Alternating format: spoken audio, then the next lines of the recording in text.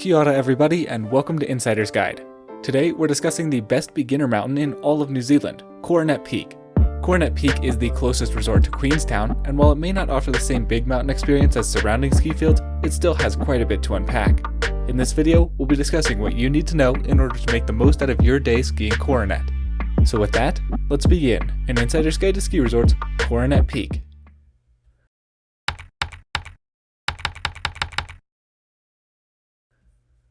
Coronet Peak has some of the highest on-mountain parking capacity anywhere, which is nice. If you're parked in Car Park 1, it's an easy walk up a flight of stairs to the base area. From Car Park 2, it's another easy walk to the main base, or if you already have equipment and a pass, you can head straight to Greengates.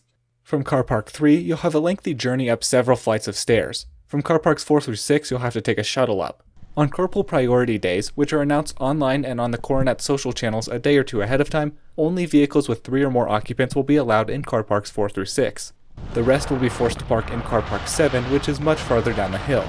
The access road is sealed the full way, and is one of the easiest access roads of all the Southern Lakes fields. Now, knowing my primarily American audience, if you have an Icon Pass, you'll need to exchange it for a My Pass. I would recommend doing it in Queenstown to save yourself time at the resort. Getting rentals in town is another good way to save yourself from the queues on the mountain. Coronet describes themselves as having roller coaster-like terrain, which I find quite apt. Coronet offers night skiing on Wednesdays and Friday nights, and also on Saturday nights during the school holidays in July. And let me tell you, it's a completely different crowd and experience. I'll start by covering the day experience, and we'll finish by discussing night skiing. Let's go ahead and begin at Greengates. The Greengates 6-pack serves an area with one of the coolest aesthetics anywhere, especially along the lower section of the pod. The lift itself doesn't tend to get as long of lines as Coronet and Meadows, so if it's starting to get unmanageable over in the base area, I would head down Wishing Well to Greengates or get there another way. In fact, you may wish to ride up Coronet one final time, solely due to the fact that Wishing Well is extremely excruciatingly flat. It is, however, not terribly lengthy. Do beware that although Wishing Well is a green, there is no green route down from the top of Greengates, so Wishing Well should only be taken by intermediates and above. Exiting left off of Greengates will give you access to Sarah Sue, which was only recently bumped up from blue to red. It is technically a groomer, but it's typically only 1 or 2 cat widths wide. It's hard to overtake on, so in its pure groomer essence, I'm not the biggest fan. I am assuming that this width restriction is why the difficulty rating was upped. Sarah Sue isn't fully limited, as it offers access on the skier's right side to some fantastic off-piste. The downside to this area, however, is that you'll then have to traverse along the boundary at the bottom, which can be especially tricky for snowboarders. Greengates is the headliner of this pod, and it's not terribly difficult as it rolls and winds its way down. The bottom, where it goes through a big natural gully, is a super cool area scenery-wise. Do beware, however, that the final pitch into the Greengates bottom terminal is extremely steep in comparison to the rest of the run. Portions of Greengates can get busy and icy, but as a whole, it's a nice run. I much prefer it to Sarah Sue. To exit Greengates, you have 2 options. The most used method is to take Bruise Lane, which can be a bit flat, to Tuck, which is better pitched but has an uphill portion at the end you'll want some speed for. That route is perfectly fine. However, I personally prefer to head down Greengates and then cut left to Wall Street and Overrun. From this route, you can access Ego Alley. Ego Alley has snowmaking, but it's not a priority, so it's often all natural or close to it. Given that and its low altitude in combination with lots of hidden rocks and tussock, in lower snow conditions, it can be extremely treacherous. The same can be said for Lower Donkey on the looker's left. Additionally, it can be difficult to follow Ego Alley, and if you don't follow it, you'll end up in some weird gullies and valleys requiring random things like sidestepping, straight lines, or creek crossings. The easiest way to stay in the main Ego Alley area is to just follow the snow guns. As a whole, the lower Greengates pod is not a great area for off-piste due to the high number of obstacles and quantity of geographically weird ridges, spines, gullies, and valleys. I would advise limiting your off-piste to above walkabout. Now, speaking of walkabout, the upper section is red because it is a pretty wide, level, reasonably pitched off-piste area that is good to practice on. On the skier's right side, there is a small natural gully that can be fun. Lower walkabout is a wide, bowl-shaped area with lots of natural gullies to pick from. It has more obstacles and is a touch steeper than upper walkabout, which is why it is a black. As a whole, walkabout is an okay area for off-piste, but far from the best at Coronet. My favorite off-piste in Greengates is Dirty 4, which also happens to be some of the easiest off-piste in the entire resort. It's level, wide, reasonably pitched, and keeps some really good snow. It is relatively popular, but I still quite enjoy it. It's also quite short, so it's a good place to learn to ski off-piste. Now, I mentioned one method of accessing Greengates on-piste earlier. The other on-piste route is $1 Million, which can get somewhat busy, but is overall a very nice blue cruiser. If you continue onto Wall Street instead of Greengates, you'll start off on a bit of a road, but it quickly opens up onto another super nice groomer. As far as the Southern Lake ski fields go, Coronet very well may have the best groomers because there's quality groomers just about everywhere. As you come down Wall Street, just before the bottom terminal of the Coronet Express, you'll see a road on your left side. That's overrun, and while it gets extremely icy, you'll definitely want to take it in order to get into the Coronet queue. Otherwise, you'll have the choice of skating to Greengates or walking back uphill to the Coronet Express, commonly referred to as just the Express. Now, most days, the Express doesn't get too bad of lines, but there are some days, like Saturdays after a big storm, in which waits can get up towards the realm of 15 minutes, in which case you may want to spend the busy hours, 10:30 to 2:30, at Rocky Gully and Greengates. The Express has bars that raise automatically, but they don't raise until pretty late, so don't panic for all you used to North American lifts. The Express is also technically gondola capable, but it seems like it runs without cabins more often than it runs with them on, as the cabins are more susceptible to wind than the chairs are. Off the top of the Coronet Express, 99% of traffic will exit right to go to Expressway or the M1. However, on your left, tucked between the patrol shack and the rock face, is a small gate giving access to the chimney. Many people don't even realize this exists, meaning it stays untouched for a long time. It does get a bit crusty just due to it being pretty exposed to the sun. Nonetheless, it is an absolutely fantastic rolling off-piste area where you can get away from the crowds. You'll just need a bit of speed to make it around the snowmaking pond at the bottom. Now, Expressway and Upper M1 are both relatively narrow but receive about an equal amount of traffic. Regardless, I tend to use Expressway. There is a nice little starter cliff between the two, but otherwise, the off-piste in here tends to be pretty rough. The M1 is by far the most popular run off the Express, and it gets dangerously congested often. As such, I do my very best to avoid taking it for any extended periods of time. At its core, however, it is just a winding groomer that isn't terribly steep. Close to the Greengates pod is Donkey Serenade, a nice short off-piste area, and Sugar's Run, which is sometimes groomed and sometimes not. At the bottom of Sugar's Run, you can either go right or left around the snowmaking pond. I prefer the left side because it is a bit shorter of a route, but it doesn't make a huge difference. Sugar's is extremely steep, so it honestly borders on a black in my opinion. The ice bar is located right on this corner of the M1, and there is a cool little off-piste area underneath it here, containing a nice little natural gully on the skier's right of Mid-Gully. Mid-Gully and Pro-Am start as one, and then diverge partway down. From there, Mid-Gully stretches a whopping 30 meters down to Wall Street.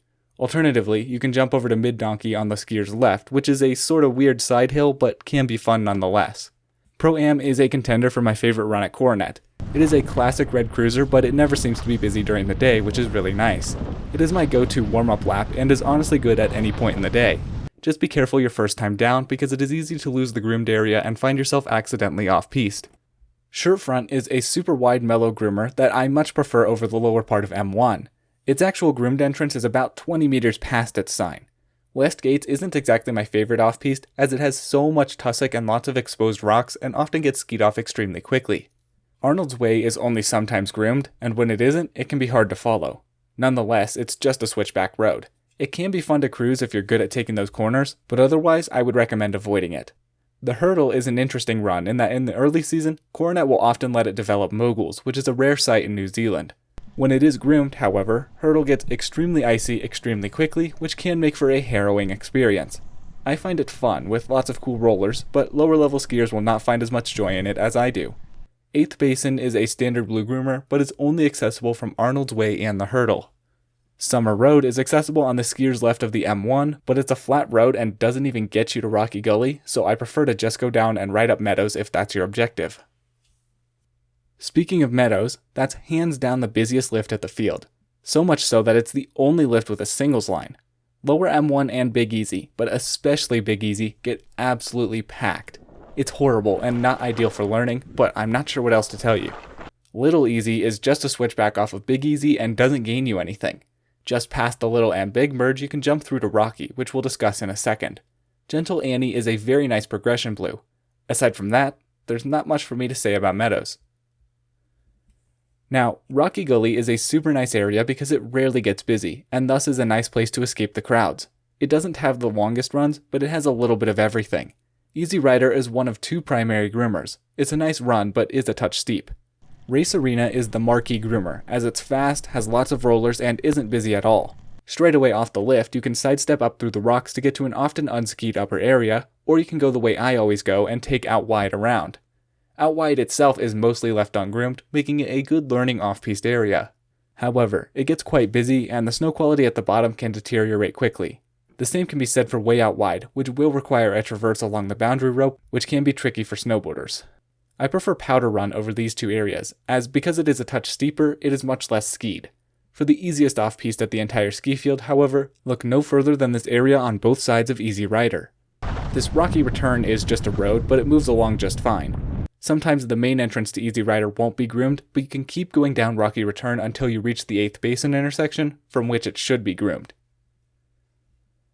Alright, don't worry, I didn't forget about the back pulls.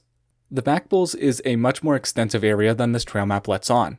There is a better map located at the top of the Express, from which you can scout your line. There are several nice wide chutes towards the entrance and more bowl-like areas further out. Don't miss the exit traverse, however, or you will be post-holing through the backcountry to get back. Actually, don't post-hole, it's super dangerous. If you accidentally get lost, call for help. This is a pretty crude photo I got of the map, but it gives a good general overview of the area. It's a super fun area to explore, and I'll leave it at that. Back inside the fence, this exchange drop area is made up of a bunch of small ridges, hills, and lots of gullies. If it's your first time, be sure to follow others' tracks because it is easy to get to one of the many valleys that you'll have to hike out of.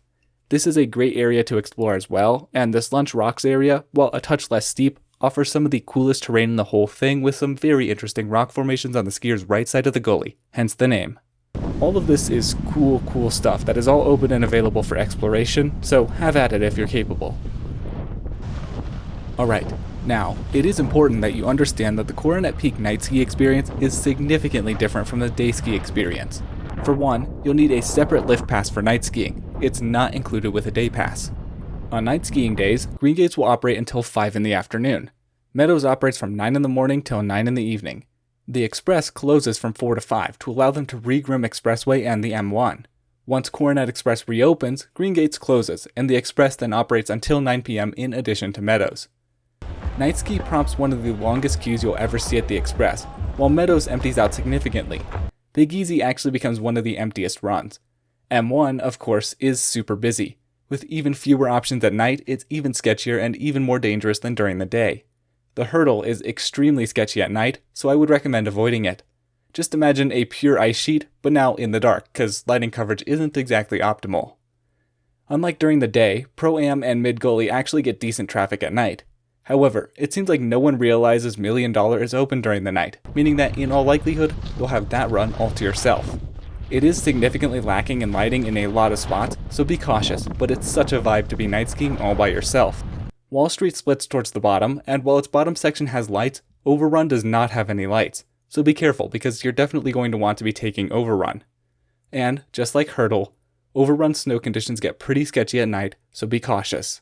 Shirtfront is well lit, and is one of the best runs at night. Sugars is like Hurdle, where it's missing significant lights and hides lots of icy spots, but it's another option to get off the M1. Well, that about wraps it up for Coronet Peak. Now go check out one of our other Insider's Guides, all about other resorts in New Zealand, North America, and Europe. As always, please put any questions down below. Thank you all so much for watching. All my love, I'm out.